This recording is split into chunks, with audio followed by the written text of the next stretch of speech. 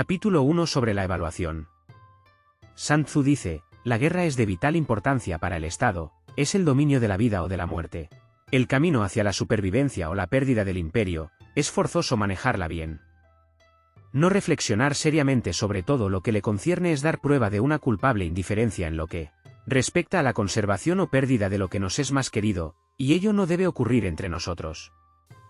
Hay que valorarla en términos de 5 factores fundamentales y hacer comparaciones entre diversas condiciones de los bandos rivales con vistas a determinar el resultado de la guerra. El primero de estos factores es la doctrina, el segundo, el tiempo, el tercero, el terreno, el cuarto, el mando, y el quinto, la disciplina. La doctrina significa aquello que hace que el pueblo esté en armonía con su gobernante, de modo que le siga donde sea, sin temer por sus vidas ni a correr cualquier peligro. El tiempo significa el yin y el yang, la noche y el día, el frío y el calor, días despejados o lluviosos, y el cambio de las estaciones. El terreno implica las distancias y hace referencia a dónde es fácil o difícil desplazarse y si es campo abierto, o lugares estrechos, y esto influencia las posibilidades de supervivencia. El mando ha de tener como cualidades, sabiduría, sinceridad, benevolencia, coraje y disciplina. Por último, la disciplina ha de ser comprendida como la organización del ejército, las graduaciones y rangos entre los oficiales, la regulación de las rutas de suministros y la provisión de material militar al ejército. Estos 5 factores fundamentales han de ser conocidos por cada general. Aquel que los domina, vence, aquel que no, sale derrotado. Por lo tanto, al trazar los planes, han de compararse los siguientes 7 factores, valorando cada uno con el mayor cuidado. ¿Qué dirigente es más sabio y capaz? ¿Qué comandante posee el mayor talento? ¿Qué ejército obtiene ventajas de la naturaleza y el terreno? ¿En qué ejército se observan mejor las regulaciones y las instrucciones? ¿Qué tropas son más fuertes? ¿Qué ejército tiene oficiales y tropas mejor entrenadas? ¿Qué ejército administra recompensas y castigos de forma más justa? Mediante el estudio de estos 7 factores seré capaz de adivinar cuál de los 2 bandos saldrá victorioso y cuál será derrotado. El general que siga mi consejo, es seguro que vencerá. Ese general ha de ser mantenido al mando. Aquel que ignore mi consejo, ciertamente será derrotado. Ese debe ser destituido. Tras prestar atención a mi consejo y planes, el general debe crear una situación que contribuya a su cumplimiento.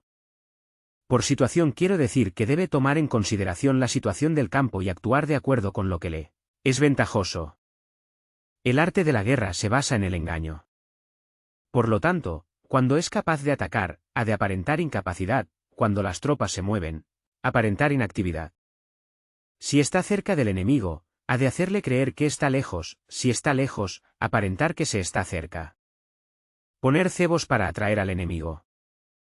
Golpear al enemigo cuando está desordenado. Prepararse contra él cuando está seguro en todas partes. Evitarle durante un tiempo cuando es más fuerte. Si tu oponente tiene un temperamento colérico, intenta irritarle. Si es arrogante, trata de fomentar su egoísmo. Si las tropas enemigas se hallan bien preparadas tras una reorganización, intenta desordenarlas. Si están unidas, siembra la disensión entre sus filas. Ataca al enemigo cuando no está preparado y aparece cuando no te espera. Estas son las claves de la victoria para el estratega. Ahora, si las estimaciones realizadas antes de la batalla indican victoria, es porque los cálculos cuidadosamente realizados muestran que tus condiciones son más favorables que las condiciones del enemigo. Si indican derrota, es porque muestran que las condiciones favorables para la batalla son menores. Con una evaluación cuidadosa, uno puede vencer, sin ella, no puede.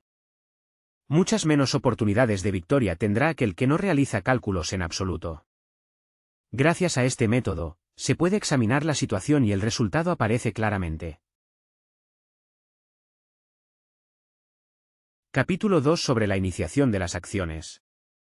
Una vez comenzada la batalla, aunque estés ganando, de continuar por mucho tiempo, desanimará a tus tropas y embotará tu espada.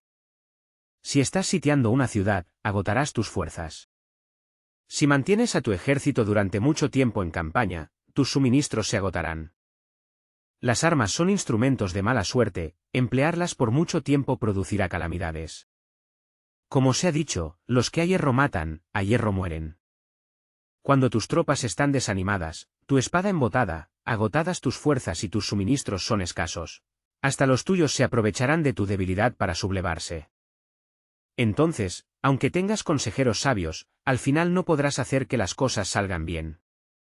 Por esta causa, he oído hablar de operaciones militares que han sido torpes y repentinas, pero nunca he visto a ningún experto en el arte de la guerra que mantuviese la campaña por mucho tiempo. Nunca es beneficioso para un país dejar que una operación militar se prolongue por mucho tiempo. Como se dice comúnmente, sé rápido como el trueno que retumba antes de que hayas podido taparte los oídos, veloz como el relámpago que relumbra antes de haber podido pestañear. Por lo tanto, los que no son totalmente conscientes de la desventaja de servirse de las armas no pueden ser totalmente conscientes de las ventajas de utilizarlas. Los que utilizan los medios militares con pericia no activan a sus tropas 2 veces, ni proporcionan alimentos en 3 ocasiones, con un mismo objetivo. Esto quiere decir que no se debe movilizar al pueblo más de una vez por campaña, y que inmediatamente después de alcanzar la victoria no se debe regresar al propio país para hacer una segunda movilización. Al principio esto significa proporcionar alimentos, para las propias tropas, pero después se quitan los alimentos al enemigo. Si tomas los suministros de armas de tu propio país, pero quitas los alimentos al enemigo, puedes estar bien abastecido de armamento y de provisiones. Cuando un país se empobrece a causa de las operaciones militares, se debe al transporte de provisiones desde un lugar distante. Si las transportas desde un lugar distante, el pueblo se empobrecerá. Los que habitan cerca de donde está el ejército pueden vender sus cosechas a precios elevados, pero se acaba de este modo el bienestar de la mayoría de la población. Cuando se transportan las provisiones muy lejos, la gente se arruina a causa del alto costo. En los mercados cercanos al ejército, los precios de las mercancías se aumentan. Por lo tanto, las largas campañas militares constituyen una lacra para el país. Cuando se agotan los recursos, los impuestos se recaudan bajo presión. Cuando el poder y los recursos se han agotado, se arruina el propio país. Se priva al pueblo de gran parte de su presupuesto, mientras que los gastos del gobierno para armamentos se elevan. Los habitantes constituyen la base de un país, los alimentos son la felicidad del pueblo. El príncipe debe respetar este hecho y ser sobrio y austero en sus gastos públicos. En consecuencia, un general inteligente lucha por desproveer al enemigo de sus alimentos. Cada porción de alimentos tomados al enemigo equivale a 20 que te suministras a ti mismo. Así pues, lo que arrasa al enemigo es la imprudencia y la motivación de los tuyos en asumir los beneficios de los adversarios. Cuando recompenses a tus hombres con los beneficios que ostentaban los adversarios, los harás luchar por propia iniciativa, y así podrás tomar el poder y la influencia que tenía el enemigo. Es por esto por lo que se dice que donde hay grandes recompensas hay hombres valientes. Por consiguiente, en una batalla de carros, recompensa primero al que tome al menos 10 carros. Si recompensas a todo el mundo, no habrá suficiente para todos, así pues, ofrece una recompensa a un soldado para animar a todos los demás. Cambia sus colores, de los soldados enemigos hechos prisioneros, utilízalos mezclados con los tuyos. Trata bien a los soldados y préstales atención. Los soldados prisioneros deben ser bien tratados, para conseguir que en el futuro luchen para ti. A esto se llama vencer al adversario e incrementar por añadidura tus propias fuerzas. Si utilizas al enemigo para derrotar al enemigo, serás poderoso en cualquier lugar a donde vayas. Así pues, lo más importante en una operación militar es la victoria y no la persistencia. Esta última no es beneficiosa. Un ejército es como el fuego, si no lo apagas, se consumirá por sí mismo. Por lo tanto, sabemos que el que está a la cabeza del ejército está a cargo de las vidas de los habitantes y de la seguridad de la nación. Capítulo 3 sobre las proposiciones de la victoria y la derrota. Como regla general, es mejor conservar a un enemigo intacto que destruirlo. Capturar a sus soldados para conquistarlos y dominas a sus jefes. Un general decía, practica las artes marciales, calcula la fuerza de tus adversarios, haz que pierdan su ánimo y dirección, de manera que aunque el ejército enemigo esté intacto sea inservible. Esto es ganar sin violencia. Si destruyes al ejército enemigo y matas a sus generales, asaltas sus defensas disparando, reúnes a una muchedumbre y usurpas un territorio, todo esto es ganar por la fuerza. Por esto, los que ganan todas las batallas no son realmente profesionales. Los que consiguen que se rindan impotentes los ejércitos ajenos sin luchar son los mejores maestros del arte de la guerra. Los guerreros superiores atacan mientras los enemigos están proyectando sus planes. Luego deshacen sus alianzas. Por eso, un gran emperador decía, el que lucha por la victoria frente a espadas desnudas no es un buen general. La peor táctica es atacar a una ciudad. Asediar, acorralar a una ciudad solo se lleva a cabo como último recurso. Emplea no menos de 3 meses en preparar tus artefactos y otros 3 para coordinar los recursos para tu asedio. Nunca se debe atacar por cólera y con prisas. Es aconsejable tomarse tiempo en la planificación y coordinación del plan. Por lo tanto, un verdadero maestro de las artes marciales vence a otras fuerzas enemigas sin batalla, conquista otras ciudades sin asediarlas y destruye a otros ejércitos sin emplear mucho tiempo. Un maestro experto en las artes marciales deshace los planes de los enemigos, estropea sus relaciones y alianzas, le corta los suministros o bloquea su camino, venciendo mediante estas tácticas sin necesidad de luchar. Es imprescindible luchar contra todas las facciones enemigas para obtener una victoria completa, de manera que su ejército no quede acuartelado y el beneficio sea total. Esta es la ley del asedio estratégico. La victoria completa se produce cuando el ejército no lucha, la ciudad no es asediada, la destrucción no se prolonga durante mucho tiempo, y en cada caso el enemigo es vencido por el empleo de la estrategia. Así pues, la regla de la utilización de la fuerza es la siguiente. Si tus fuerzas son 10 veces superiores a las del adversario, rodéalo; si son 5 veces superiores, atácalo; si son 2 veces superiores, divídelo. Si tus fuerzas son iguales en número, lucha si te es posible. Si tus fuerzas son inferiores, mantente continuamente en guardia, pues el más pequeño fallo te acarrearía las peores consecuencias. Trata de mantenerte al abrigo y evita en lo posible un enfrentamiento abierto con él. La prudencia y la firmeza de un pequeño número de personas pueden llegar a cansar y a dominar incluso a numerosos ejércitos. Este consejo se aplica en los casos en que todos los factores son equivalentes. Si tus fuerzas están en orden mientras que las suyas están inmersas en el caos, si tú y tus fuerzas están con ánimo y ellos desmoralizados, entonces, aunque sean más numerosos, puedes entrar en batalla. Si tus soldados, tus fuerzas, tu estrategia y tu valor son menores que las de tu adversario, entonces debes retirarte y buscar una salida. En consecuencia, si el bando más pequeño es obstinado, cae prisionero del bando más grande. Esto quiere decir que si un pequeño ejército no hace una valoración adecuada de su poder y se atreve a enemistarse con una gran potencia, por mucho que su defensa sea firme, inevitablemente se convertirá en conquistado. Si no puedes ser fuerte, pero tampoco sabes ser débil, serás derrotado. Los generales son servidores del pueblo. Cuando su servicio es completo, el pueblo es fuerte. Cuando su servicio es defectuoso, el pueblo es débil. Así pues, existen 3 maneras en las que un príncipe lleva al ejército al desastre. Cuando un príncipe, ignorando los hechos, ordena avanzar a sus ejércitos o retirarse cuando no deben hacerlo, a esto se le llama inmovilizar al ejército. Cuando un príncipe ignora los asuntos militares, pero comparte en pie de igualdad el mando del ejército, los soldados acaban confusos. Cuando el príncipe ignora cómo llevar a cabo las maniobras militares, pero comparte por igual su dirección, los soldados están vacilantes. Una vez que los ejércitos están confusos y vacilantes, empiezan los problemas procedentes de los adversarios. A esto se le llama perder la victoria por trastornar el aspecto militar. Si intentas utilizar los métodos de un gobierno civil para dirigir una operación militar, la operación será confusa. Triunfan aquellos que saben cuándo luchar y cuándo no. Saben discernir cuándo utilizar muchas o pocas tropas. Tienen tropas cuyos rangos superiores e inferiores tienen el mismo objetivo. Se enfrentan con preparativos a enemigos desprevenidos. Tienen generales competentes y no limitados por sus gobiernos civiles. Estas 5 son las maneras de conocer al futuro vencedor. Hablar de que el príncipe sea el que da las órdenes en todo es como si el general le solicitase permiso al príncipe para poder apagar un fuego, para cuando sea autorizado, ya no quedan sino cenizas. Si conoces a los demás y te conoces a ti mismo, ni en 100 batallas correrás peligro; si no conoces a los demás, pero te conoces a ti mismo, perderás una batalla y ganarás otra. Si no conoces a los demás ni te conoces a ti mismo, correrás peligro en cada batalla.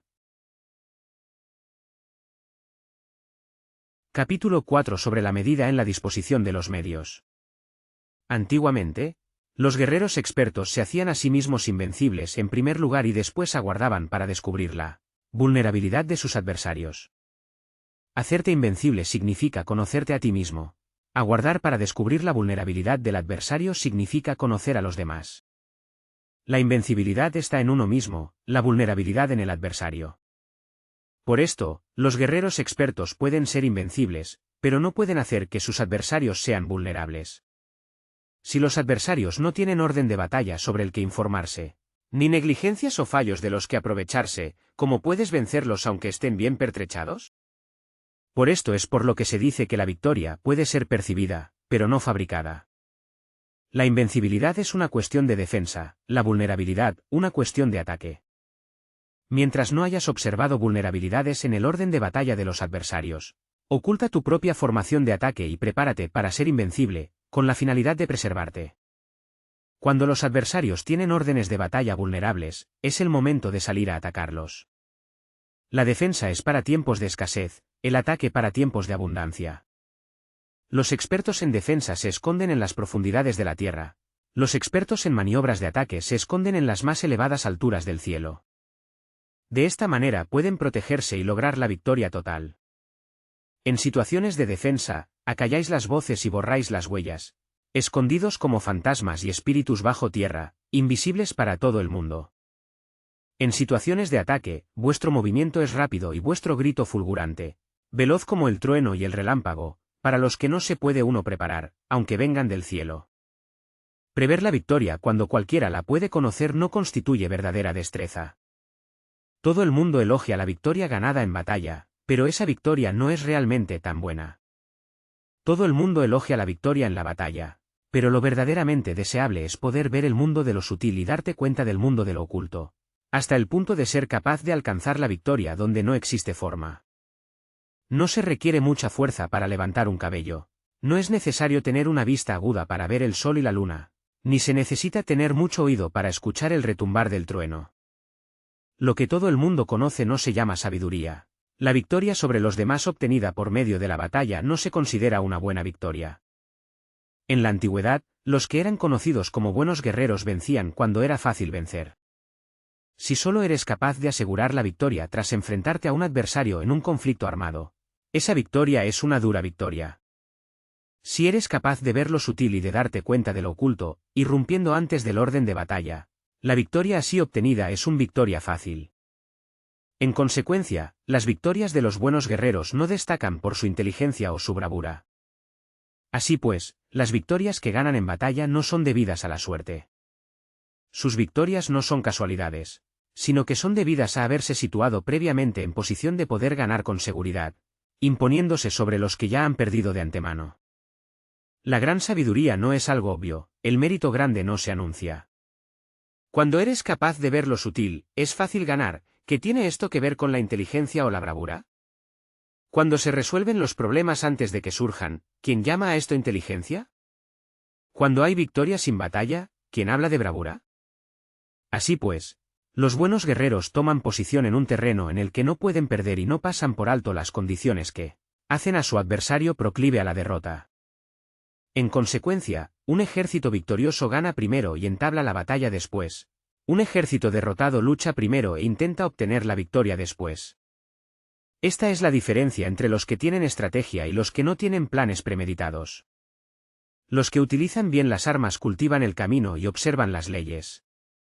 Así pueden gobernar prevaleciendo sobre los corruptos. Servirse de la armonía para desvanecer la oposición, no atacar un ejército inocente, no hacer prisioneros o tomar botín por donde pasa el ejército, no cortar los árboles ni contaminar los pozos, limpiar y purificar los templos de las ciudades y montañas del camino que atraviesas, no repetir los errores de una civilización decadente, a todo esto se llama el camino y sus leyes. Cuando el ejército está estrictamente disciplinado, hasta el punto en que los soldados morirían antes que desobedecer las órdenes, y las recompensas y los castigos merecen confianza y están bien establecidos, cuando los jefes y oficiales son capaces de actuar de esta forma, pueden vencer a un príncipe enemigo corrupto. Las reglas militares son 5: medición, valoración, cálculo, comparación y victoria. El terreno da lugar a las mediciones, estas dan lugar a las valoraciones a los cálculos, estos a las comparaciones, y las comparaciones dan lugar a las victorias. Mediante las comparaciones de las dimensiones puedes conocer dónde se halla la victoria o la derrota. En consecuencia, un ejército victorioso es como 1 kilo comparado con 1 gramo, un ejército derrotado es como 1 gramo comparado con 1 kilo. Cuando el que gana consigue que su pueblo vaya a la batalla como si estuviera dirigiendo una gran corriente de agua hacia un cañón profundo, esto es una cuestión de orden de batalla. Cuando el agua se acumula en un cañón profundo, nadie puede medir su cantidad. Lo mismo que nuestra defensa no muestra su forma. Cuando se suelta el agua, se precipita hacia abajo como un torrente, de manera tan irresistible como nuestro propio ataque. Capítulo 5 sobre la firmeza. La fuerza es la energía acumulada o la que se percibe. Esto es muy cambiante. Los expertos son capaces de vencer al enemigo creando una percepción favorable en ellos para así obtenerla victoria sin necesidad de ejercer su fuerza. Gobernar sobre muchas personas como si fueran poco es una cuestión de dividirlas en grupos o sectores. Es organización. Batallar contra un gran número de tropas como si fueran pocas es una cuestión de demostrar la fuerza. Símbolos y señales. Se refiere a lograr una percepción de fuerza y poder en la oposición. En el campo de batalla se refiere a las formaciones y banderas utilizadas para desplegar las tropas y coordinar sus movimientos. Lograr que el ejército sea capaz de combatir contra el adversario sin ser derrotado es una cuestión de emplear métodos ortodoxos o heterodoxos. La ortodoxia y la heterodoxia no es algo fijo, sino que se utilizan como un ciclo. Un emperador que fue un famoso guerrero y administrador, hablaba de manipular las percepciones de los adversarios sobre lo que es ortodoxo y heterodoxo y después atacar inesperadamente, combinando ambos métodos hasta convertirlo en uno, volviéndose así indefinible para el enemigo. Que el efecto de las fuerzas sea como el de piedras arrojadas sobre huevos es una cuestión de lleno y vacío. Cuando induces a los adversarios a atacarte en tu territorio, su fuerza siempre está vacía, en desventaja, mientras que no compitas en lo que son los mejores, tu fuerza siempre estará llena. Atacar con lo vacío contra lo lleno es como arrojar piedras sobre huevos, de seguro se rompen. Cuando se entabla una batalla de manera directa, la victoria se gana por sorpresa. El ataque directo es ortodoxo. El ataque indirecto es heterodoxo. Solo hay 2 clases de ataques en la batalla, el extraordinario por sorpresa y el directo ordinario, pero sus variantes son innumerables. Lo ortodoxo y lo heterodoxo se originan recíprocamente, como un círculo sin comienzo ni fin. ¿Quién podría agotarlos?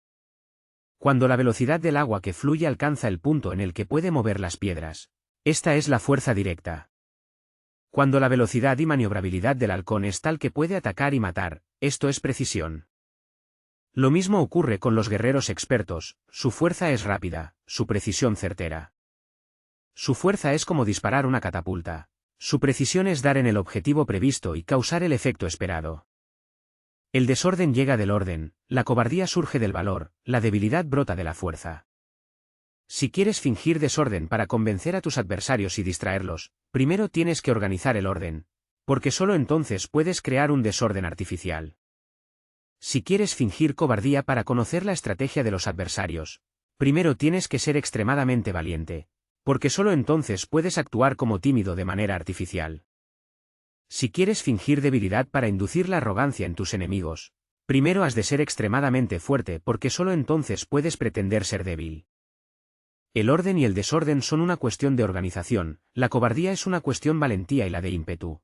La fuerza y la debilidad son una cuestión de la formación en la batalla. Cuando un ejército tiene la fuerza del ímpetu, percepción, incluso el tímido se vuelve valiente. Cuando pierde la fuerza del ímpetu, incluso el valiente se convierte en tímido. Nada está fijado en las leyes de la guerra, estas se desarrollan sobre la base del ímpetu. Con astucia se puede anticipar y lograr que los adversarios se convenzan a sí mismos cómo proceder y moverse. Les ayuda a caminar por el camino que les traza.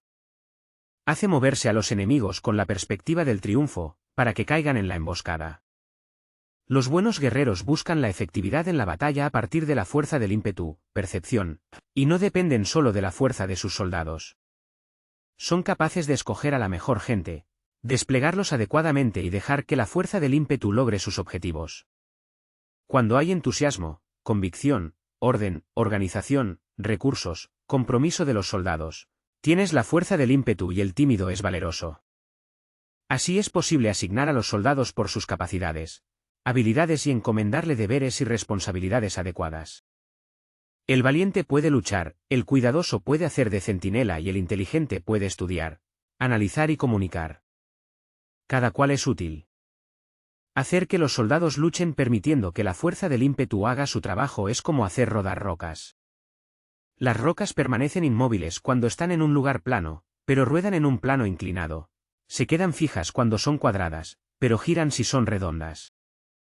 Por lo tanto, cuando se conduce a los hombres a la batalla con astucia, el impulso es como rocas redondas que se precipitan montaña abajo, esta es la fuerza que produce la victoria.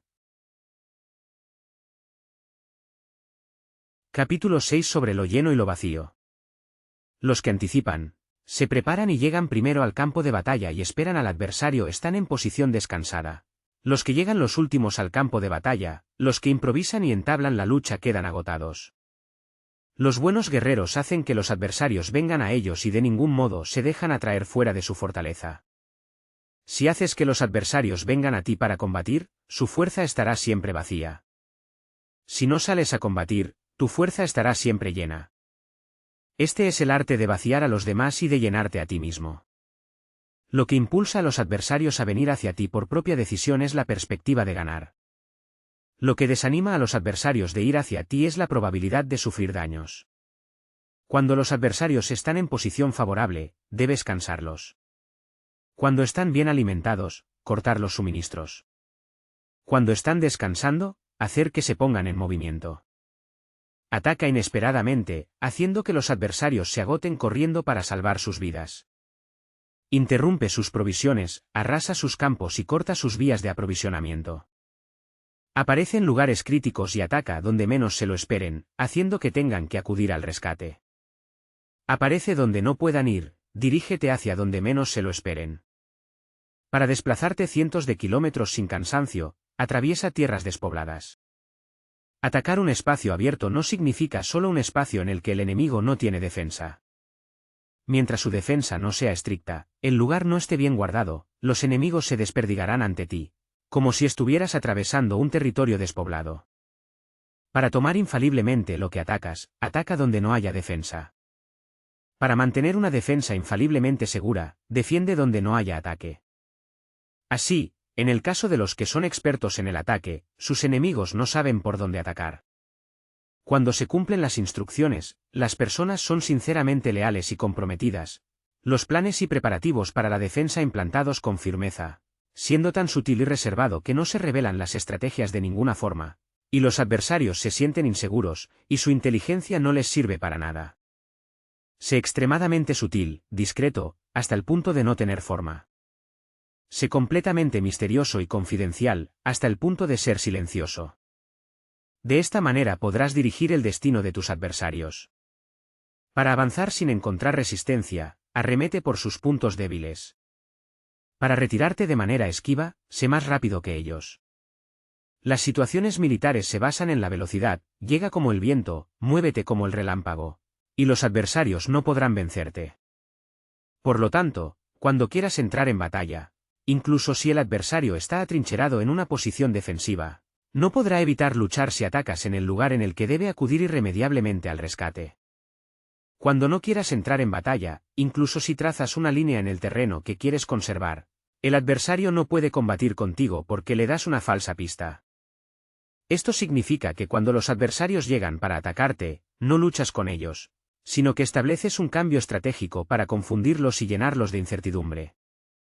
Por consiguiente, cuando induces a otros a efectuar una formación, mientras que tú mismo permaneces sin forma, estás concentrado, mientras que tu adversario está dividido.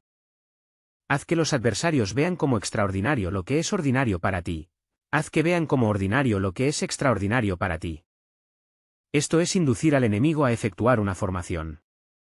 Una vez vista la formación del adversario, concentras tus tropas contra él. Como tu formación no está a la vista, el adversario dividirá seguramente sus fuerzas. Cuando estás concentrado formando una sola fuerza, mientras que el enemigo está dividido en 10.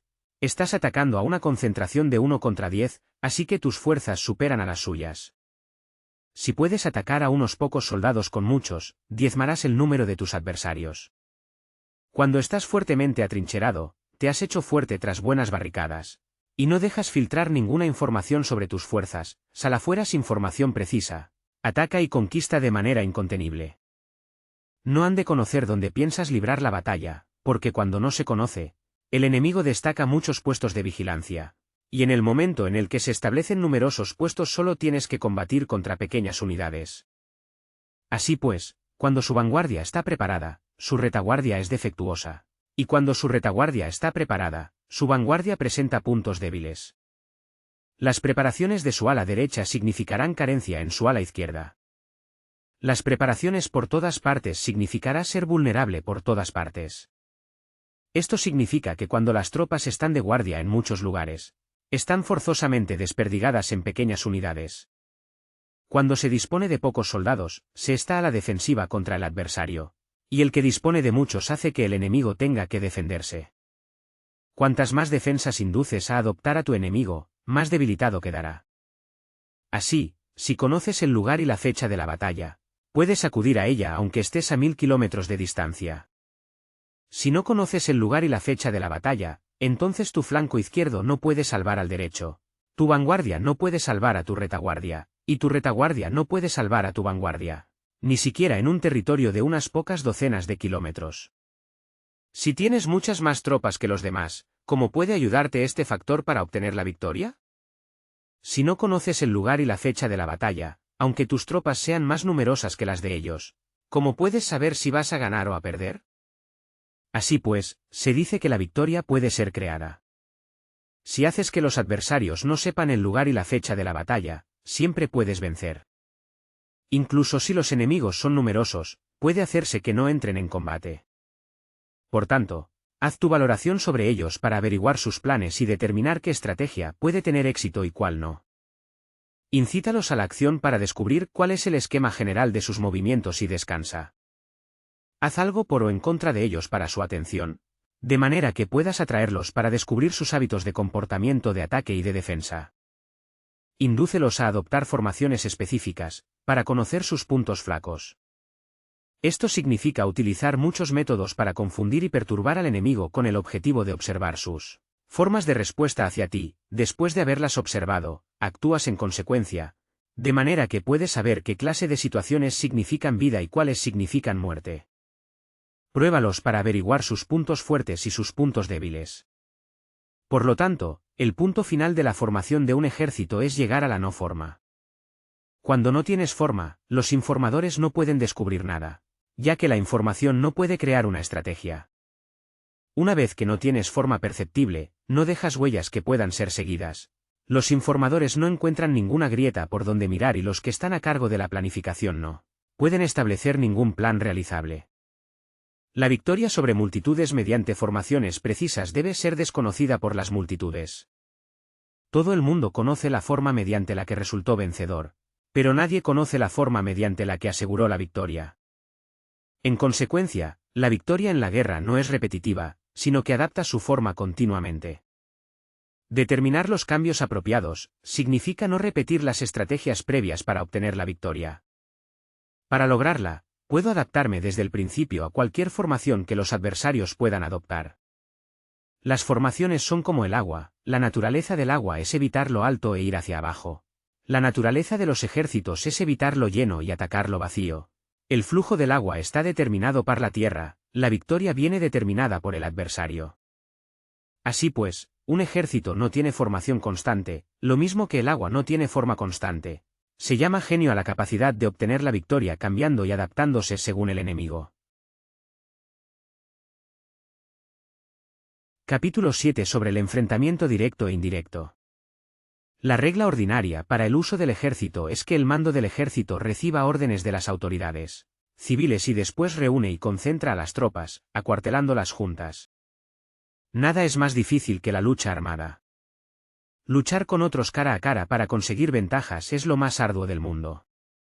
La dificultad de la lucha armada es hacer cercanas las distancias largas y convertir los problemas en ventajas. Mientras que das la apariencia de estar muy lejos, empiezas tu camino y llegas antes que el enemigo. Por lo tanto, haces que su ruta sea larga, atrayéndole con la esperanza de ganar. Cuando emprendes la marcha después que los otros y llegas antes que ellos, conoces la estrategia de hacer que las distancias sean cercanas. Sírvete de una unidad especial para engañar al enemigo atrayéndole a una falsa persecución, haciéndole creer que el grueso de tus fuerzas está muy lejos. Entonces, lanzas una fuerza de ataque sorpresa que llega antes, aunque emprendió el camino después. Por consiguiente, la lucha armada puede ser provechosa y puede ser peligrosa. Para el experto es provechosa, para el inexperto peligrosa. Movilizar a todo el ejército para el combate en aras de obtener alguna ventaja tomaría mucho tiempo, pero combatir por una ventaja con un ejército incompleto tendría como resultado una falta de recursos.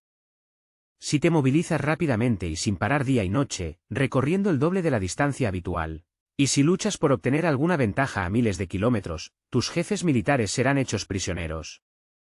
Los soldados que sean fuertes llegarán allí primero, los más cansados llegarán después y como regla general, solo lo conseguirá 1 de cada 10. Cuando la ruta es larga las tropas se cansan, si han gastado su fuerza en la movilización, llegan agotadas mientras que sus adversarios están frescos, así pues, es seguro que serán atacadas. Combatir por una ventaja a 50 kilómetros de distancia frustrará los planes del mando y, como regla general, solo la mitad de los soldados lo harán. Si se combate por obtener una ventaja a 30 kilómetros de distancia, solo 2 de cada 3 soldados lo recorrerán. Así pues, un ejército perece si no está equipado, si no tiene provisiones o si no tiene dinero. Estas 3 cosas son necesarias, no puedes combatir para ganar con un ejército no equipado o sin provisiones, lo que el dinero facilita. Por tanto, si ignoras los planes de tus rivales, no puedes hacer alianzas precisas. A menos que conozcas las montañas y los bosques, los desfiladeros y los pasos, y la condición de los pantanos, no puedes maniobrar con una fuerza armada. A menos que utilices guías locales, no puedes aprovecharte de las ventajas del terreno. Solo cuando conoces cada detalle de la condición del terreno puedes maniobrar y guerrear. Por consiguiente, una fuerza militar se usa según la estrategia prevista, se moviliza mediante la esperanza de recompensa y se adapta mediante la división y la combinación.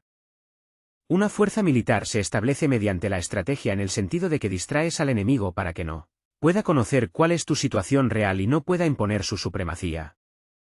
Se moviliza mediante la esperanza de recompensa, en el sentido de que entra en acción cuando ve la posibilidad de obtener una ventaja. Dividir y volver a hacer combinaciones de tropas se hace para confundir al adversario y observar cómo reacciona frente a ti, de esta manera puedes adaptarte para obtener la victoria.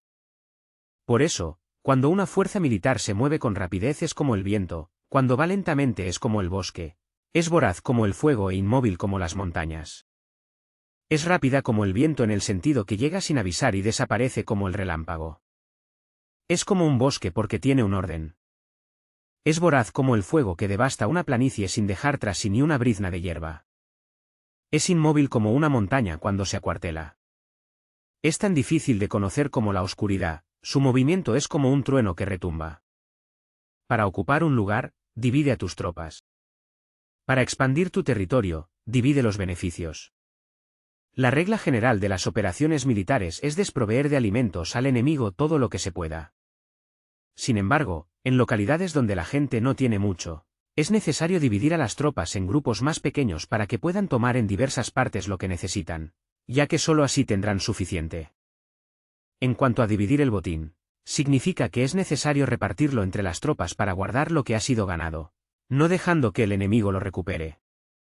Actúa después de haber hecho una estimación. Gana el que conoce primero la medida de lo que está lejos y lo que está cerca. Esta es la regla general de la lucha armada. El primero que hace el movimiento es el invitado, el último es el anfitrión. El invitado lo tiene difícil, el anfitrión lo tiene fácil.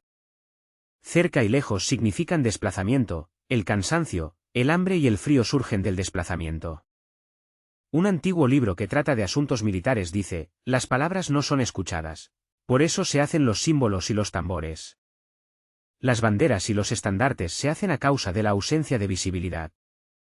Símbolos, tambores, banderas y estandartes se utilizan para concentrar y unificar los oídos y los ojos de los soldados.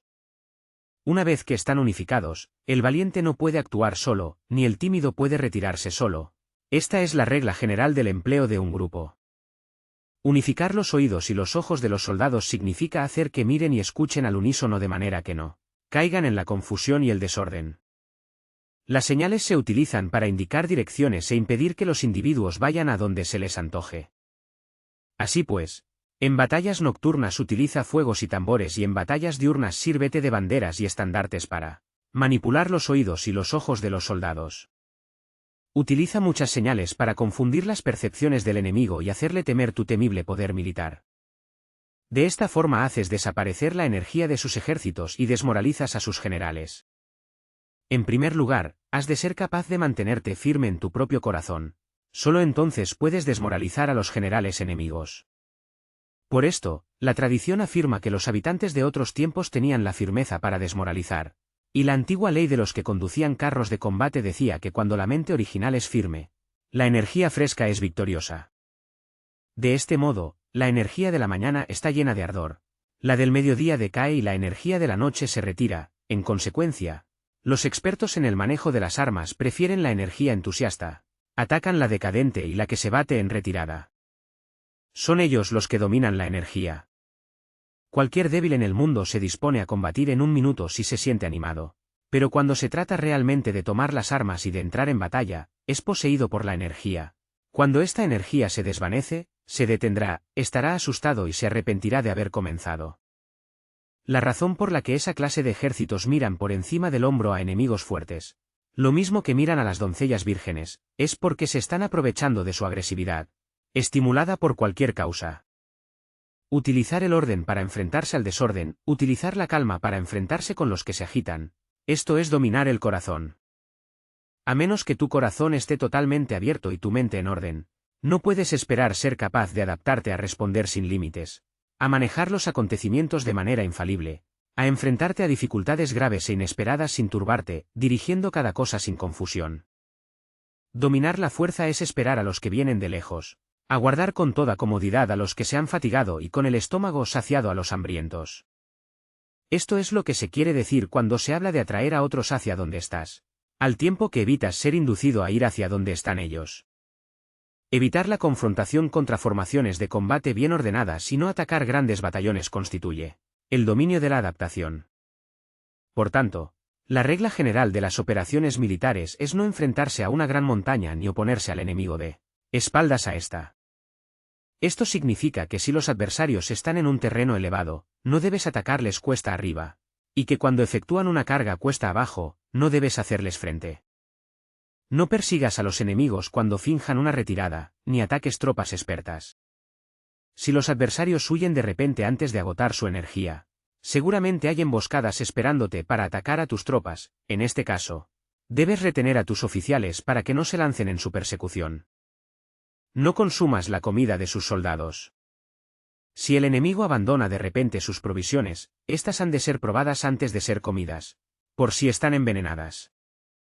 No detengas a ningún ejército que esté en camino a su país. Bajo estas circunstancias, un adversario luchará hasta la muerte. Hay que dejarle una salida a un ejército rodeado. Muéstrales una manera de salvar la vida para que no estén dispuestos a luchar hasta la muerte, y así podrás aprovecharte para atacarles. No presiones a un enemigo desesperado. Un animal agotado seguirá luchando, pues esa es la ley de la naturaleza. Estas son las leyes de las operaciones militares. En Fragment. Capítulo 8 sobre los 9 cambios. Por lo general, las operaciones militares están bajo el del gobernante civil para dirigir al ejército. El general no debe levantar su campamento en un terreno difícil. Deja que se establezcan relaciones diplomáticas en las fronteras. No permanezcas en un territorio árido ni aislado. Cuando te halles en un terreno cerrado, prepara alguna estrategia y muévete. Cuando te halles en un terreno mortal, lucha. Terreno cerrado significa que existen lugares escarpados que te rodean por todas partes, de manera que el enemigo tiene movilidad, que puede llegar e irse con libertad, pero a ti te es difícil salir y volver. Cada ruta debe ser estudiada para que sea la mejor. Hay rutas que no debes usar, ejércitos que no han de ser atacados, ciudades que no deben ser rodeadas, terrenos sobre los que no se debe combatir, y órdenes de gobernantes civiles que no deben ser obedecidas. En consecuencia, los generales que conocen las variables posibles para aprovecharse del terreno saben cómo manejar las fuerzas armadas. Si los generales no saben cómo adaptarse de manera ventajosa, aunque conozcan la condición del terreno, no pueden aprovecharse de él. Si están al mando de ejércitos, pero ignoran las artes de la total adaptabilidad, aunque conozcan el objetivo a lograr, no pueden hacer que los soldados luchen por él. Si eres capaz de ajustar la campaña a cambiar conforme al ímpetu de las fuerzas, entonces la ventaja no cambia, y los únicos que son perjudicados son los enemigos. Por esta razón, no existe una estructura permanente. Si puedes comprender totalmente este principio, puedes hacer que los soldados actúen en la mejor forma posible. Por lo tanto, las consideraciones de la persona inteligente siempre incluyen el analizar objetivamente el beneficio y el daño. Cuando considera el beneficio, su acción se expande; cuando considera el daño, sus problemas pueden resolverse. El beneficio y el daño son interdependientes, y los sabios los tienen en cuenta. Por ello, lo que retiene a los adversarios es el daño, lo que les mantiene ocupados es la acción, y lo que les motiva es el beneficio. Cansa a los enemigos manteniéndolos ocupados y no dejándoles respirar. Pero antes de lograrlo, tienes que realizar previamente tu propia labor. Esa labor consiste en desarrollar un ejército fuerte, un pueblo próspero, una sociedad armoniosa y una manera ordenada de vivir.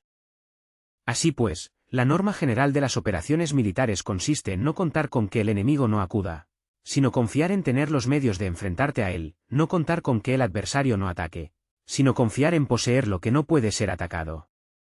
Si puedes recordar siempre el peligro cuando estás a salvo y el caos en tiempos de orden, permanece atento al peligro y al caos mientras no tengan todavía forma y evítalos antes de que se presenten. Esta es la mejor estrategia de todas. Por esto, existen 5 rasgos que son peligrosos en los generales. Los que están dispuestos a morir pueden perder la vida. Los que quieren preservar la vida pueden ser hechos prisioneros. Los que son dados a los apasionamientos irracionales pueden ser ridiculizados. Los que son muy puritanos pueden ser deshonrados. Los que son compasivos pueden ser turbados. Si te presentas en un lugar que con toda seguridad los enemigos se precipitarán a defender, las personas compasivas se apresurarán invariablemente a rescatar a sus habitantes, causándose a sí mismos problemas y cansancio. Estos son 5 rasgos que constituyen defectos en los generales y que son desastrosos para las operaciones militares. Los buenos generales son de otra manera, se comprometen hasta la muerte, pero no se aferran a la esperanza de sobrevivir. Actúan de acuerdo con los acontecimientos en forma racional y realista sin dejarse llevar por las emociones ni estar sujetos a quedar confundidos. Cuando ven una buena oportunidad, son como tigres; en caso contrario cierran sus puertas. Su acción y su no acción son cuestiones de estrategia y no pueden ser complacidos ni enfadados. Capítulo 9 sobre la distribución de los medios. Las maniobras militares son el resultado de los planes y las estrategias en la manera más ventajosa para ganar. Determinan la movilidad y efectividad de las tropas. Si vas a colocar tu ejército en posición de observar al enemigo, atraviesa rápido las montañas y vigílalos desde un valle. Considera el efecto de la luz y mantente en la posición más elevada del valle. Cuando combatas en una montaña, ataca desde arriba hacia abajo y no al revés. Combate estando cuesta abajo y nunca cuesta arriba. Evita que el agua divida tus fuerzas; aléjate de las condiciones desfavorables lo antes que te sea posible. No te enfrentes a los enemigos dentro del agua. Es conveniente dejar que pasen la mitad de sus tropas y en ese momento dividirlas y atacarlas. No te sitúes río abajo. No camines en contra de la corriente, ni en contra del viento. Si acampas en la ribera de un río, tus ejércitos pueden ser sorprendidos de noche, empujados a ahogarse o se les puede colocar veneno en la corriente. Tus barcas no deben ser amarradas corriente abajo, para impedir que el enemigo aproveche la corriente lanzando sus barcas contra ti. Si atraviesas pantanos, hazlo rápidamente. Si te encuentras frente a un ejército en medio de un pantano, permanece cerca de sus plantas acuáticas o respaldado por los árboles. En una llanura, toma posiciones desde las que sea fácil maniobrar, manteniendo las elevaciones del terreno detrás y a tu derecha. estando las partes más bajas delante y las más altas detrás. Generalmente, un ejército prefiere un terreno elevado y evita un terreno bajo. Aprecia la luz y detesta la oscuridad. Los terrenos elevados son estimulantes y por lo tanto, la gente se halla a gusto en ellos. Además son convenientes para adquirir la fuerza del ímpetu. Los terrenos bajos son húmedos, lo cual provoca enfermedades y dificulta el combate. Cuida de la salud física de tus soldados con los mejores recursos disponibles. Cuando no existe la enfermedad en un ejército, se dice que éste es invencible. Donde haya montículos y terraplenes, sitúate en su lado soleado, manteniéndolos siempre a tu derecha y detrás. Colocarse en la mejor parte del terreno es ventajoso para una fuerza militar. La ventaja en una operación militar consiste en aprovecharse de todos los factores beneficiosos del terreno. Cuando llueve río arriba y la corriente trae consigo la espuma, si quieres cruzarlo, espera a que escampe. Siempre que un terreno presente barrancos infranqueables, lugares cerrados, trampas, riesgos, grietas y prisiones naturales, debes abandonarlo rápidamente y no acercarte a él. En lo que a mí concierne, siempre me mantengo alejado de estos accidentes del terreno. De manera que los adversarios estén más cerca que yo de ellos, doy la cara a estos accidentes. De manera que queden a espaldas del enemigo. Entonces estás en situación ventajosa y él tiene condiciones desfavorables. Cuando un ejército se está desplazando, si atraviesa territorios montañosos con muchas corrientes de agua y pozos, o pantanos cubiertos de juncos, o bosques vírgenes llenos de árboles y vegetación, es imprescindible escudriñarlos totalmente y con cuidado, ya que estos lugares ayudan a las emboscadas y a los espías. Es esencial bajar del caballo y escudriñar el terreno, por si existen tropas escondidas para tenderte una emboscada. También podría ser que hubiera espías al acecho observándote y escuchando tus instrucciones y movimientos. Cuando el enemigo está cerca, pero permanece en calma, quiere decir que se halla en una posición fuerte. Cuando está lejos pero intenta provocar hostilidades, quiere que avances. Sí, además, su posición es accesible, eso quiere decir que le es favorable. Si un adversario no conserva la posición que le es favorable por las condiciones del terreno y se sitúa en otro lugar conveniente, debe ser porque existe alguna ventaja táctica para obrar de esta manera. Si se mueven los árboles, es que el enemigo se está acercando. Si hay obstáculos entre los matorrales, es que has tomado un mal camino. La idea de poner muchos obstáculos entre la maleza es hacerte pensar que existen tropas emboscadas escondidas en medio de ella. Si los pájaros alzan el vuelo, hay tropas emboscadas en el lugar. Si los animales están asustados, existen tropas atacantes. Si se elevan columnas de polvo altas y espesas, hay carros que se están acercando, si son bajas y anchas, se acercan soldados a pie. Humaredas esparcidas significan que se está cortando leña. Pequeñas polvaredas que van y vienen indican que hay que levantar el campamento. Si los emisarios del enemigo pronuncian palabras humildes mientras que éste incrementa sus preparativos de guerra, esto quiere decir que va a avanzar. Cuando se pronuncian palabras altisonantes y se avanza ostentosamente, es señal de que el enemigo se va a retirar. Si sus emisarios vienen con palabras humildes, envía espías para observar al enemigo y comprobarás que está aumentando sus preparativos de guerra. Cuando los carros ligeros salen en primer lugar y se sitúan en los flancos, están estableciendo un frente de batalla. Si los emisarios llegan pidiendo la paz sin firmar un tratado, significa que están tramando algún complot. Si el enemigo dispone rápidamente a sus carros en filas de combate, es que está esperando refuerzos. No se precipitarán para un encuentro ordinario si no entienden que les ayudará. O debe haber una fuerza que se halla a distancia y que es esperada en un determinado momento para unir sus tropas y atacarte. Conviene anticipar, prepararse inmediatamente para esta eventualidad.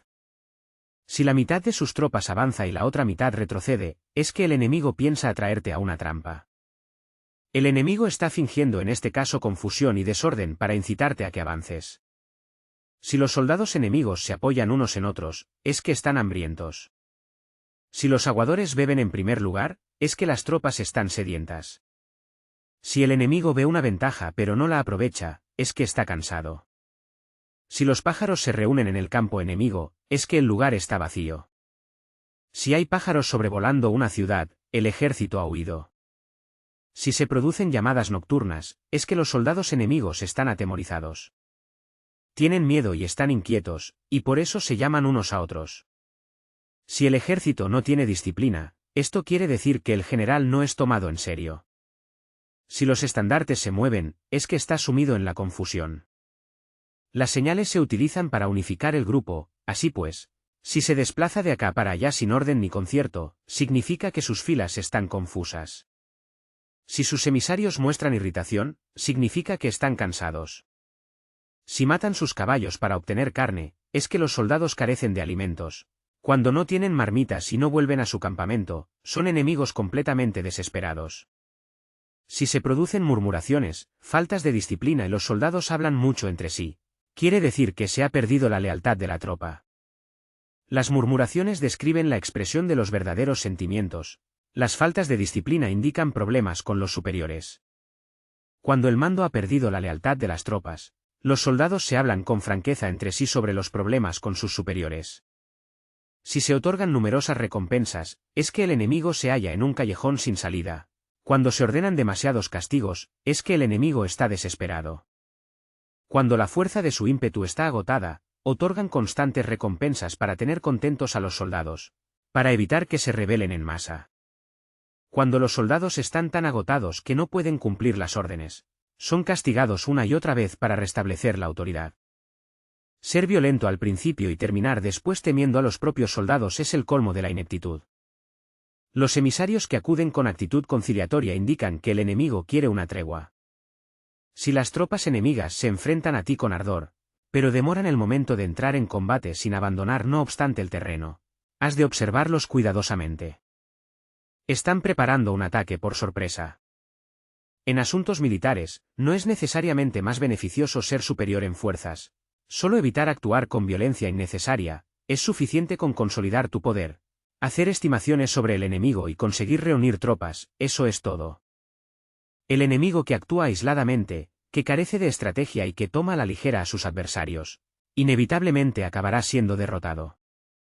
Si tu plan no contiene una estrategia de retirada o posterior al ataque, sino que confías exclusivamente en la fuerza de tus soldados, y tomas a la ligera a tus adversarios sin valorar su condición, con toda seguridad caerás prisionero. Si se castiga a los soldados antes de haber conseguido que sean leales al mando, no obedecerán. Y si no obedecen, serán difíciles de emplear. Tampoco podrán ser empleados si no se lleva a cabo ningún castigo, incluso después de haber obtenido su lealtad. Cuando existe un sentimiento subterráneo de aprecio y confianza, y los corazones de los soldados están ya vinculados al mando, si se relaja la disciplina, los soldados se volverán arrogantes y será imposible emplearlos.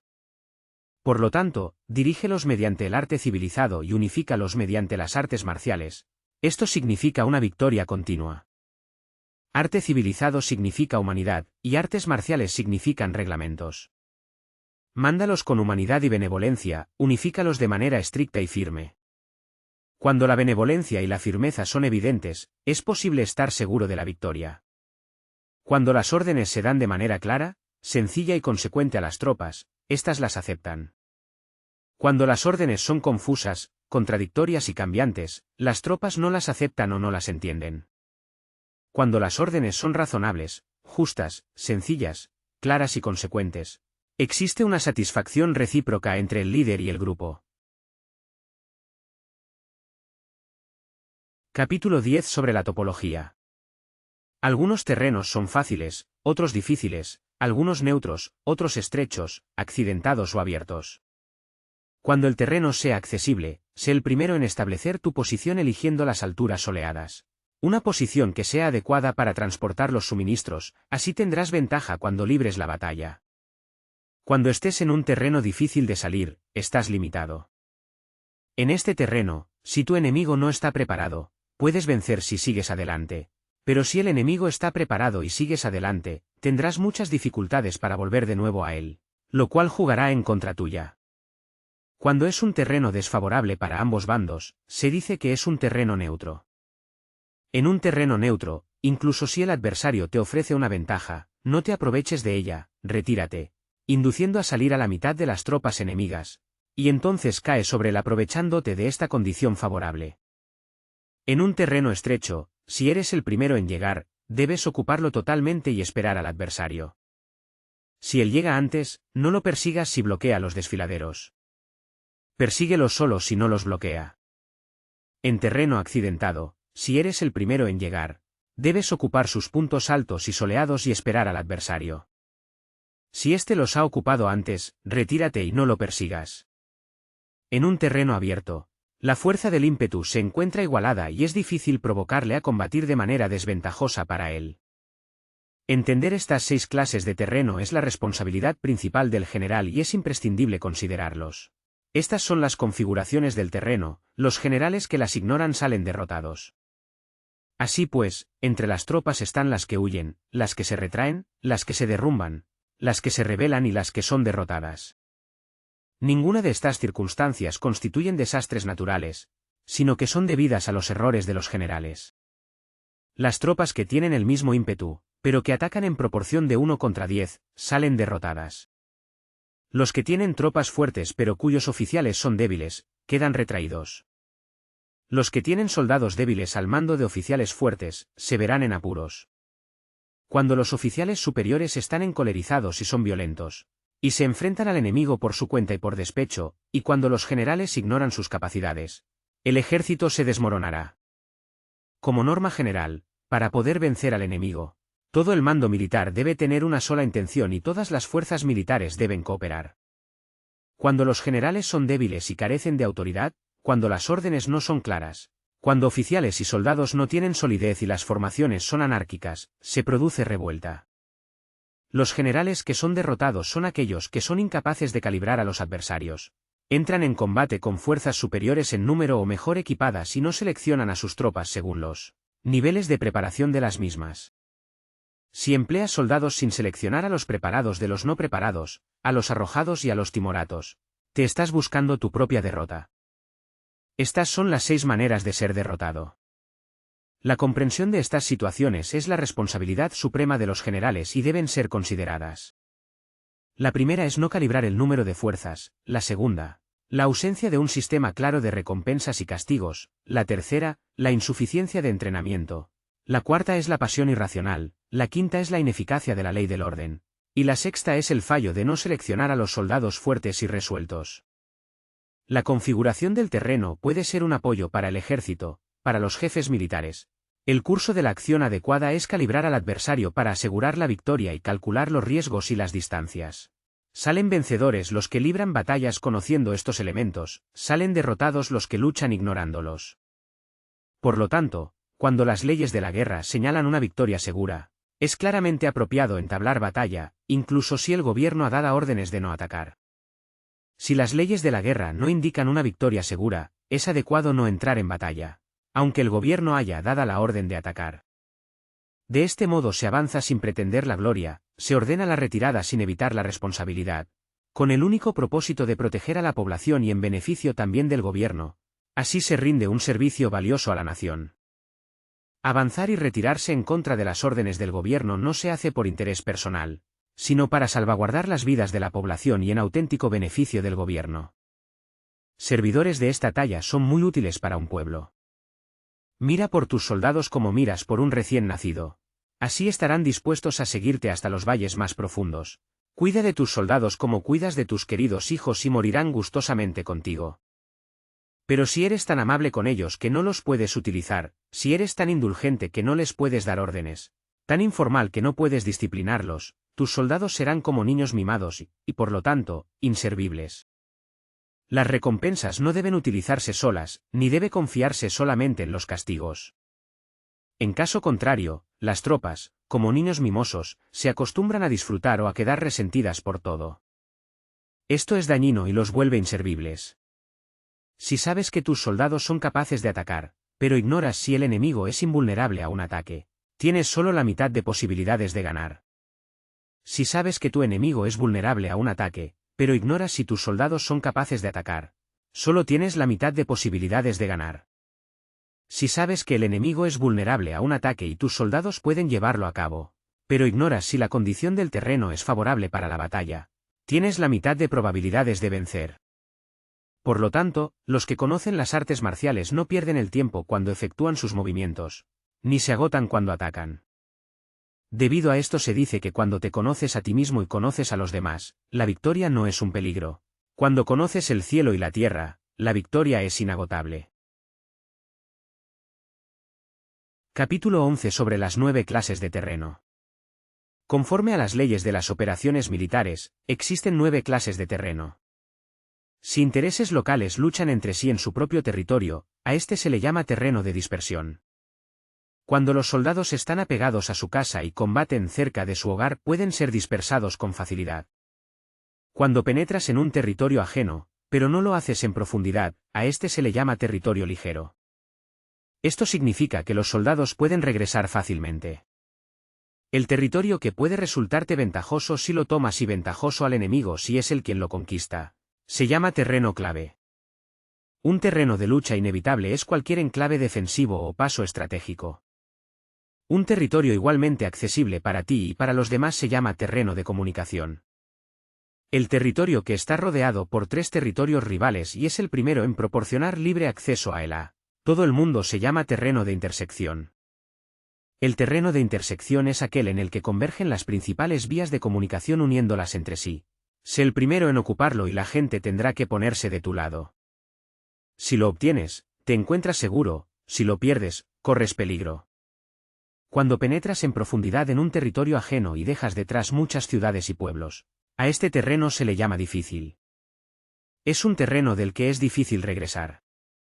Cuando atraviesas montañas boscosas, desfiladeros abruptos u otros accidentes difíciles de atravesar, a estos se le llama terreno desfavorable.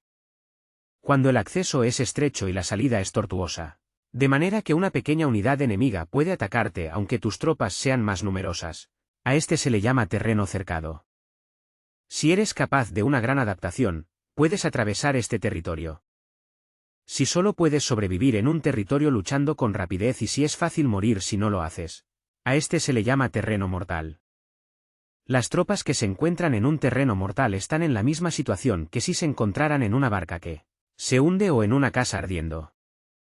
Así pues, no combatas en un terreno de dispersión, no te detengas en un terreno ligero, no ataques en un terreno clave ocupado por el enemigo, no dejes que tus tropas sean divididas en un terreno de comunicación. En terrenos de intersección, establece comunicaciones, en terrenos difíciles, entra aprovisionado.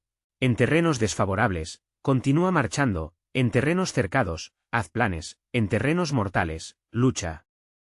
En un terreno de dispersión, los soldados pueden huir. Un terreno ligero es cuando los soldados han penetrado en territorio enemigo pero todavía no tienen las espaldas cubiertas. Por eso, sus mentes no están realmente concentradas y no están listos para la batalla. No es ventajoso atacar al enemigo en un terreno clave, lo que es ventajoso es llegar el primero a él. No debe permitirse que quede aislado el terreno de comunicación para poder servirse de las rutas de suministros. En terrenos de intersección estarás a salvo si estableces alianzas, si las pierdes, te encontrarás en peligro. En terrenos difíciles, entrar aprovisionado significa reunir todo lo necesario para estar allí mucho tiempo. En terrenos desfavorables, ya que no puedes atrincherarte en ello, debes apresurarte a salir. En terrenos cercados introduce tácticas sorpresivas. Si las tropas caen en un terreno mortal, todo el mundo luchará de manera espontánea. Por esto se dice, sitúa a las tropas en un terreno mortal y sobrevivirán. Los que eran antes considerados como expertos en el arte de la guerra eran capaces de hacer que el enemigo perdiera contacto entre su vanguardia y su retaguardia, la confianza entre las grandes y las pequeñas unidades, el interés recíproco por el bienestar de los diferentes rangos, el apoyo mutuo entre gobernantes y gobernados, el alistamiento de soldados y la coherencia de sus ejércitos. Estos expertos entraban en acción cuando les era ventajoso y se retenían en caso contrario. Introducían cambios para confundir al enemigo, atacándolos aquí y allá, aterrorizándolos y sembrando en ellos la confusión, de tal manera que no les daban tiempo para hacer planes. Se podría preguntar cómo enfrentarse a fuerzas enemigas numerosas y bien organizadas que se dirigen hacia ti. La respuesta es quitarles en primer lugar algo que aprecien y después te escucharán. La rapidez de acción es el factor esencial de la condición de la fuerza militar, aprovechándose de los errores de los adversarios, desplazándose por caminos que no esperan y atacando cuando no están en guardia.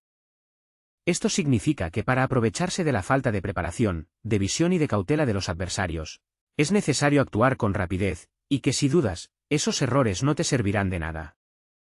En una invasión, por regla general, cuanto más se adentran los invasores en el territorio ajeno, más fuertes se hacen, hasta el punto de que el gobierno nativo no puede ya expulsarlos.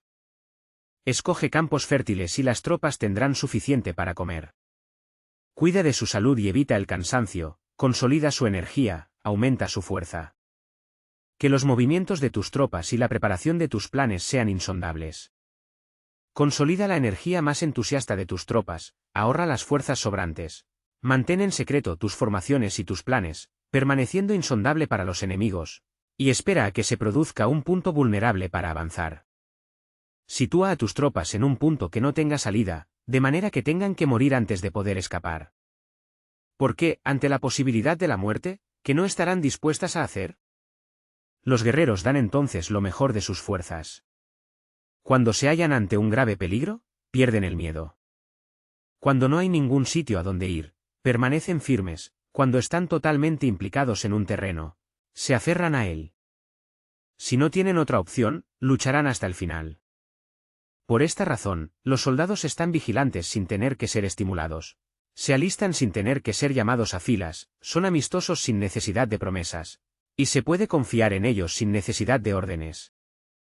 Esto significa que cuando los combatientes se encuentran en peligro de muerte, sea cual sea su rango, todos tienen el mismo objetivo, y por lo tanto, están alertas sin necesidad de ser estimulados. Tienen buena voluntad de manera espontánea y sin necesidad de recibir órdenes.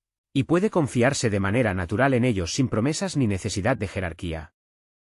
Prohíbe los augurios para evitar las dudas y los soldados nunca te abandonarán. Si tus soldados no tienen riquezas, no es porque las desdeñen. Si no tienen más longevidad, no es porque no quieran vivir más tiempo. El día en que se da la orden de marcha, los soldados lloran. Así pues, una operación militar preparada con pericia debe ser como una serpiente veloz que contraataca con su cola. Cuando alguien le ataca por la cabeza, contraataca con la cabeza. Cuando alguien le ataca por la cola y contraataca con cabeza y cola. Cuando alguien le ataca por el medio. Esta imagen representa el método de una línea de batalla que responde velozmente cuando es atacada. Un manual de 8 formaciones clásicas de batalla dice: haz del frente la retaguardia. Haz de la retaguardia el frente, con 4 cabezas y 8 colas. Haz que la cabeza esté en todas partes, y cuando el enemigo arremeta por el centro, cabeza y cola acudirán al rescate. Puede preguntarse la cuestión de si es posible hacer que una fuerza militar sea como una serpiente rápida. La respuesta es afirmativa. Incluso las personas que se tienen antipatía, encontrándose en el mismo barco, se ayudarán entre sí en caso de peligro de zozobrar. Es la fuerza de la situación la que hace que esto suceda. Por esto, no basta con depositar la confianza en caballos atados y ruedas fijadas. Se atan los caballos para formar una línea de combate estable y se fijan las ruedas para hacer que los carros no se puedan mover. Pero aún así, esto no es suficientemente seguro ni se puede confiar en ello. Es necesario permitir que haya variantes a los cambios que se hacen poniendo a los soldados en situaciones mortales, de manera que combatan de forma espontánea y se ayuden unos a otros codo con codo. Este es el camino de la seguridad y de la obtención de una victoria cierta. La mejor organización es hacer que se exprese el valor y mantenerlo constante.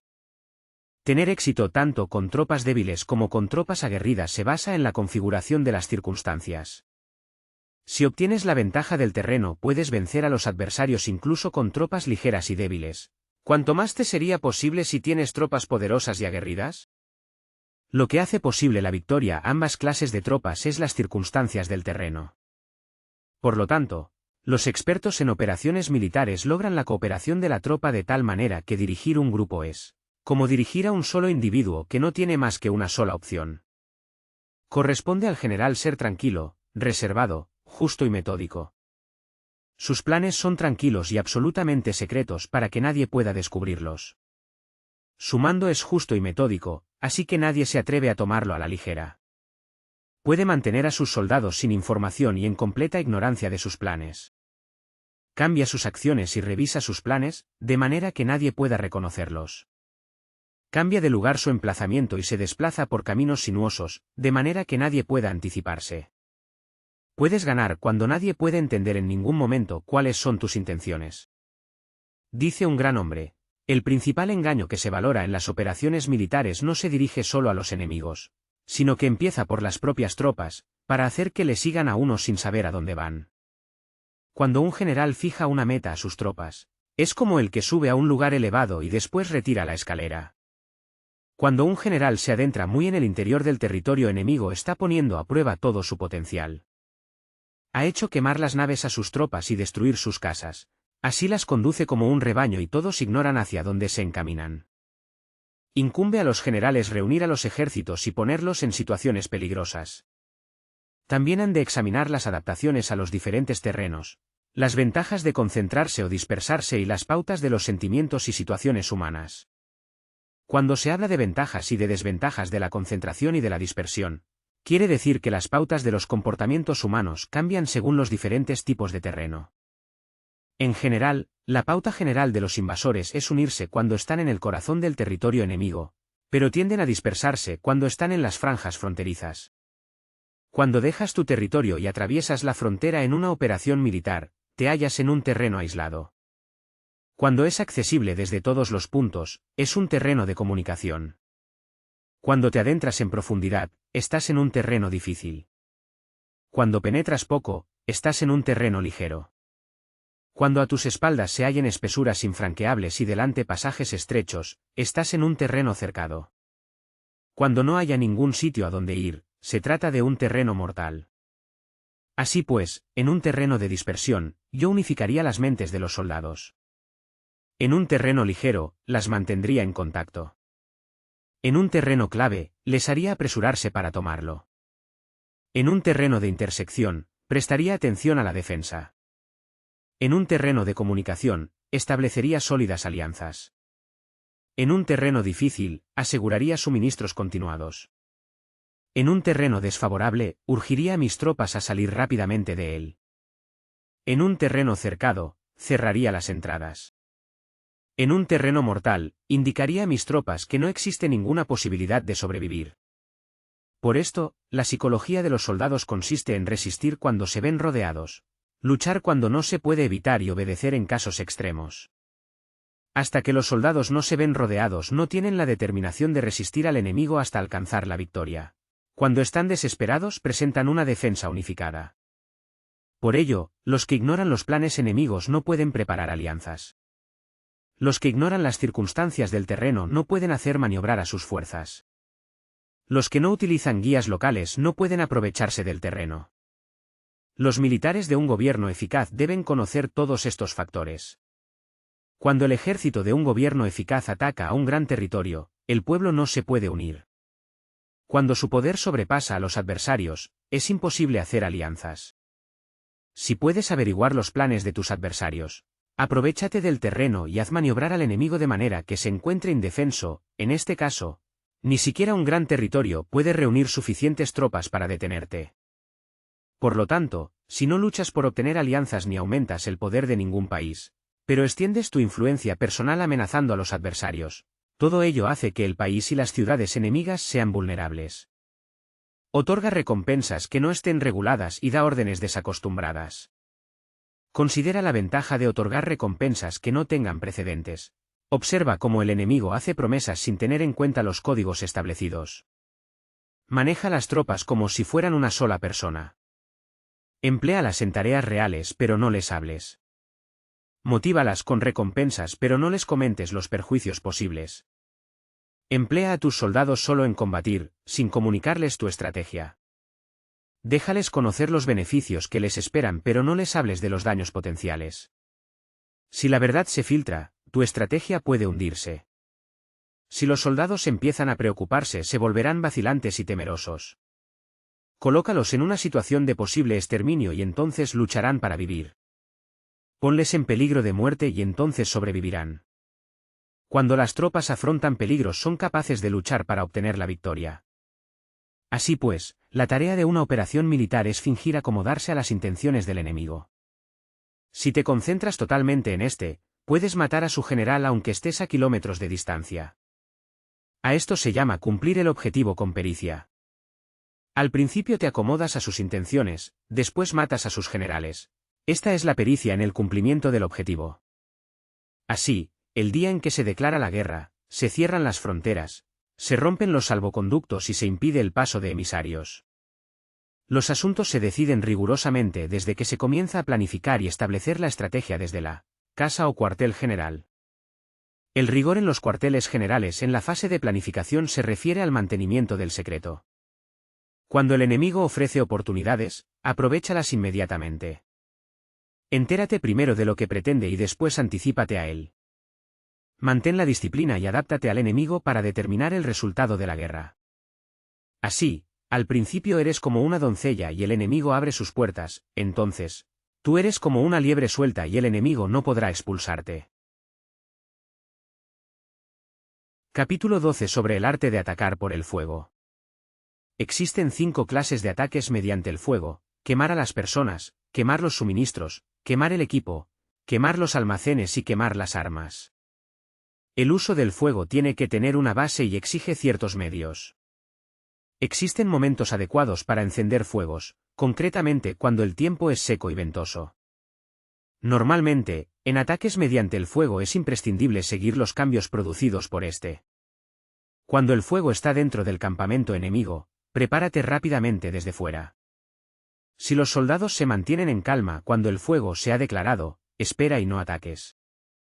Cuando el fuego alcance su punto álgido, síguelo, si puedes, si no, espera. En general, el fuego se utiliza para sembrar la confusión en el enemigo y así poder atacarle. Cuando el fuego puede ser prendido en campo abierto, no esperes a hacerlo en su interior. Hazlo cuando sea oportuno. Cuando el fuego sea atizado por el viento, no ataques en dirección contraria a este. No es eficaz luchar contra el ímpetu del fuego, porque el enemigo luchará en este caso hasta la muerte. Si ha soplado el viento durante el día, a la noche amainará. Un viento diurno cesará al anochecer, un viento nocturno cesará al amanecer. Los ejércitos han de saber que existen variantes de las 5 clases de ataques mediante el fuego y adaptarse a estas de manera racional. No basta saber cómo atacar a los demás con el fuego. Es necesario saber cómo impedir que los demás te ataquen a ti. Así pues, la utilización del fuego para apoyar un ataque significa claridad, y la utilización del agua para apoyar un ataque significa fuerza. El agua puede incomunicar, pero no puede arrasar. El agua puede utilizarse para dividir a un ejército enemigo, de manera que su fuerza se desuna y la tuya se fortalezca. Ganar combatiendo o llevar a cabo un asedio victorioso sin recompensar a los que han hecho méritos trae mala fortuna y se hace merecedor de ser llamado avaro. Por eso se dice que un gobierno esclarecido lo tiene en cuenta y que un buen mando militar recompensa el mérito. No moviliza a sus tropas cuando no hay ventajas que obtener, ni actúa cuando no hay nada que ganar, ni lucha cuando no existe peligro. Las armas son instrumentos de mal augurio y la guerra es un asunto peligroso. Es indispensable impedir una derrota desastrosa y, por lo tanto, no vale la pena movilizar un ejército por razones insignificantes. Las armas solo deben utilizarse cuando no existe otro remedio. Un gobierno no debe movilizar un ejército por ira y los jefes militares no deben provocar la guerra por cólera. Actúa cuando sea beneficioso, en caso contrario, desiste. La ira puede convertirse en alegría y la cólera puede convertirse en placer, pero un pueblo destruido no puede hacérsele renacer y la muerte no puede convertirse en vida. En consecuencia, un gobierno esclarecido presta atención a todo esto y un buen mando militar lo tiene en cuenta. Esta es la manera de mantener a la nación a salvo y de conservar intacto a su ejército. Capítulo 13 sobre la concordia y la discordia. Una operación militar significa un gran esfuerzo para el pueblo y la guerra puede durar muchos años para obtener una victoria de un día. Así pues, fallar en conocer la situación de los adversarios por economizar en aprobar gastos para investigar y estudiar a la oposición es extremadamente inhumano y no es típico de un buen jefe militar, de un consejero de gobierno, ni de un gobernante victorioso. Por lo tanto, lo que posibilita a un gobierno inteligente y a un mando militar sabio vencer a los demás y lograr triunfos extraordinarios es contar con esa información esencial. La información previa no puede obtenerse de fantasmas ni espíritus, ni se puede tener por analogía, ni descubrir mediante cálculos. Debe obtenerse de personas que conozcan la situación del adversario. Existen 5 clases de espías: el espía nativo, el espía interno, el doble agente, el espía liquidable y el espía flotante. Cuando están activos todos ellos, nadie conoce sus rutas, a esto se le llama genio organizativo, y se aplica al gobernante. Los espías nativos se contratan entre los habitantes de una localidad. Los espías internos se contratan entre los funcionarios enemigos. Los agentes dobles se contratan entre los espías enemigos. Los espías liquidables transmiten falsos datos a los espías enemigos. Los espías flotantes vuelven para traer sus informes. Entre los funcionarios del régimen enemigo, se hallan aquellos con los que se puede establecer contacto y a los que se puede sobornar para averiguar la situación de su país y descubrir cualquier plan que se trame contra ti. También pueden ser utilizados para crear desavenencias y desarmonía. En consecuencia, nadie en las Fuerzas Armadas es tratado con tanta familiaridad como los espías. Ni a nadie se le otorgan recompensas tan grandes como a ellos, ni hay asunto más secreto que el espionaje. Si no se trata bien a los espías, pueden convertirse en renegados y trabajar para el enemigo. No se puede utilizar a los espías sin sagacidad y conocimiento. No puede uno servirse de espías sin humanidad y justicia. No se puede obtener la verdad de los espías sin sutileza. Ciertamente, es un asunto muy delicado. Los espías son útiles en todas partes. Cada asunto requiere un conocimiento previo. Si algún asunto de espionaje es divulgado antes de que el espía haya informado, este y el que lo haya divulgado deben eliminarse. Siempre que quieras atacar a un ejército, asediar una ciudad o atacar a una persona, has de conocer previamente la identidad de los generales que la defienden, de sus aliados, sus visitantes, sus centinelas y de sus criados. Así pues, haz que tus espías averigüen todo sobre ellos. Siempre que vayas a atacar y a combatir, debes conocer primero los talentos de los servidores del enemigo, y así puedes enfrentarte a ellos según sus capacidades. Debes buscar a agentes enemigos que hayan venido a espiarte, sobornarlos e inducirlos a pasarse a tu lado para poder utilizarlos como agentes dobles. Con la información obtenida de esta manera puedes encontrar espías nativos y espías internos para contratarlos. Con la información obtenida de estos puedes fabricar información falsa sirviéndote de espías liquidables. Con la información así obtenida, puedes hacer que los espías flotantes actúen según los planes previstos. Es esencial para un gobernante conocer las 5 clases de espionaje, y este conocimiento depende de los agentes dobles, así pues, estos deben ser bien tratados. Así, solo un gobernante brillante o un general sabio que pueda utilizar a los más inteligentes para el espionaje puede estar seguro de la victoria. El espionaje es esencial para las operaciones militares, y los ejércitos dependen de él para llevar a cabo sus acciones. No será ventajoso para el ejército actuar sin conocer la situación del enemigo, y conocer la situación del enemigo no es posible sin el espionaje. El arte de la guerra es el mejor libro de estrategia de todos los tiempos. Inspiró a Napoleón, Maquiavelo, Mao Zedong y muchas más figuras históricas. Este libro, de 2500 años de antigüedad, es uno de los más importantes textos clásicos chinos, en el que, a pesar del tiempo transcurrido, ninguna de sus máximas ha quedado anticuada, ni hay un solo consejo que hoy no sea útil. Pero la obra del general Sun Tzu no es únicamente un libro de práctica militar, sino un tratado que enseña la estrategia suprema de aplicar con sabiduría el conocimiento de la naturaleza humana en los momentos de confrontación.